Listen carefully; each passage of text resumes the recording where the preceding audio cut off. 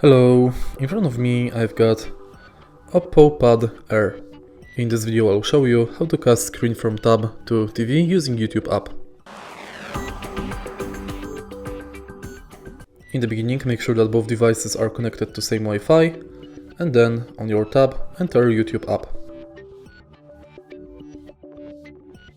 Press the screencast button located on the top of the screen and select your TV. Now when both devices are connected, you can play any music you want on your tab, and it will be displayed on the TV.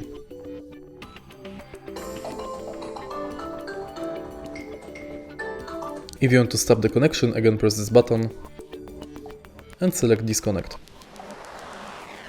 And it's done. If you find this video helpful, please leave like, comment and subscribe.